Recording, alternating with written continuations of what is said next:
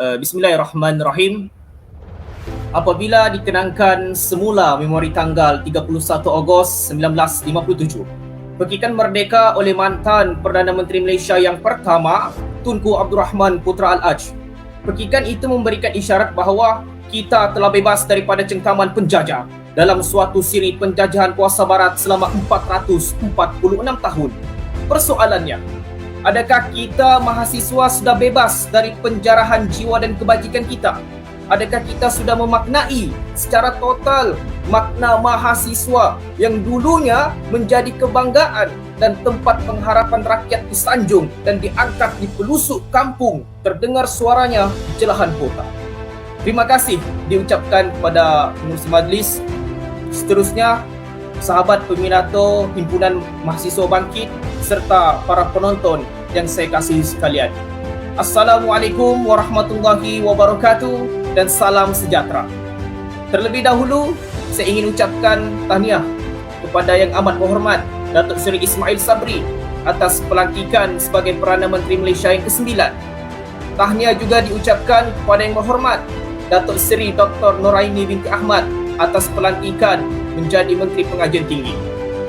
Umum mengetahui bahawa pandemik COVID-19 telah memberikan kesan ataupun implikasi yang luar biasa kepada mahasiswa. Nah, ini yang menjadi beban fikir saya selama ini. Apakah perancangan Kementerian Pengajian Tinggi khususnya dalam menjaga kebajikan mahasiswa secara sistematik dan berterusan?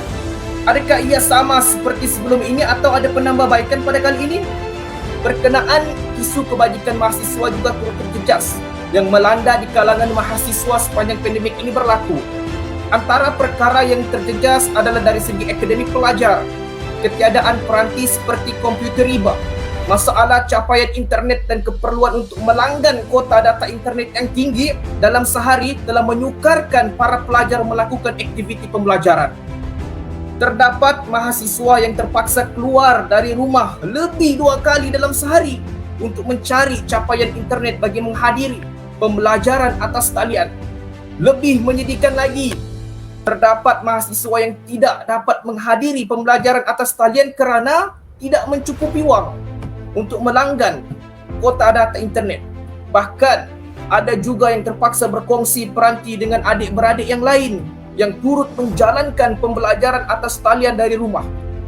Di sini saya nak kongsikan sedikit berkenaan dengan seorang mahasiswa yang saya jumpa 3 minggu lepas, yang sebenarnya pelajar tersebut memang tidak mau balik rumah untuk cuti semester kali ini disebabkan dengan persekitaran yang tidak kondusif, line wifi yang teruk dan masalah kewangan.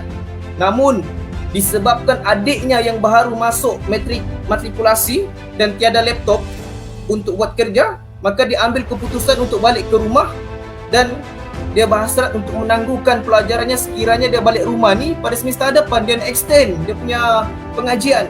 Saya terkejut. Jadi saya tanya dia, kamu ada minta mohon bantuan kah untuk dapatkan adik kamu punya laptop?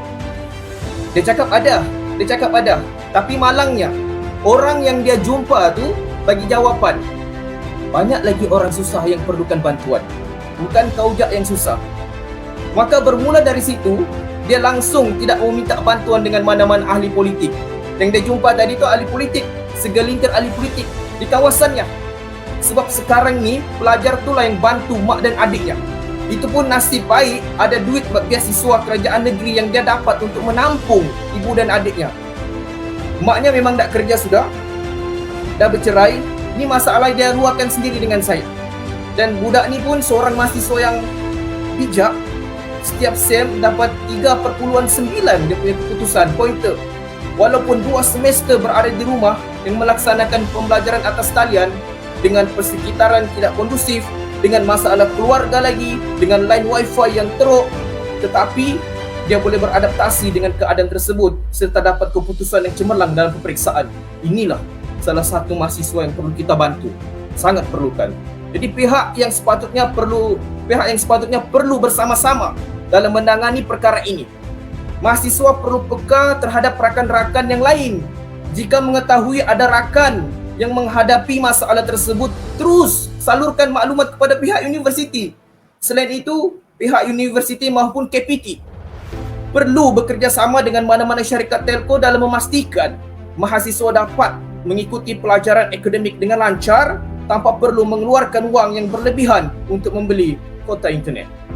Seterusnya, berkenaan dengan kesihatan mental pelajar juga antara aspek kebajikan yang perlu dititikberatkan. Masalah yang timbul sepanjang pelaksanaan pembelajaran atas talian ini telah menjejaskan kesihatan mental para pelajar. Terdapat mahasiswa telah mengalami tekanan mental dan pembelajaran norma baru ini yang mengakibatkan segelintir di kalangan mereka mengambil keputusan untuk menangguhkan semester pengajian. Kita tidak dapat menafikan bahawa kaedah pembelajaran ini perlu diadaptasikan oleh pelajar sebab situasi pandemik yang melanda kini. Namun, ianya perlu dilaksanakan dengan sistematik ataupun teratur dan efektif agar mahasiswa tidak tertekan dengan pembelajaran yang luar daripada kebiasaan ini. Ini yang berlaku dengan sahabat terdekat saya sendirilah. Pembelajaran sepanjang pandemik ini perlu dikaji semula. Adakah bersesuaian ataupun sebaliknya?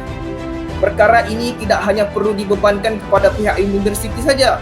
Pihak KPT perlulah bersama-sama dengan pihak universiti dalam merangka pelan pelajaran yang lebih efektif semasa pandemik ini. Selain itu, saya merayu agar segala keputusan yang melibatkan mahasiswa seperti arahan pulang ke kampus yang akan buka semester nanti dan sebagainya dapat dimaklumkan secara jelas dan tempoh yang awal agar mahasiswa IPTE, IPTA, IPTS dapat bersedia dengan keputusan yang telah dikeluarkan oleh KPT. Oleh itu, semua pihak perlu membuka mata, turun, membantu meringankan bebanan yang dihadapi oleh pelajar yang memerlukan ini kerana mereka adalah pewaris yang bakal mewarisi kepimpinan negara ini. Akhir kata daripada saya tinggalkan sahabat semua dengan khazanah pantun Melayu Riau. Kalau menyalin dengan sempurna, suratnya bersih, halamannya terang.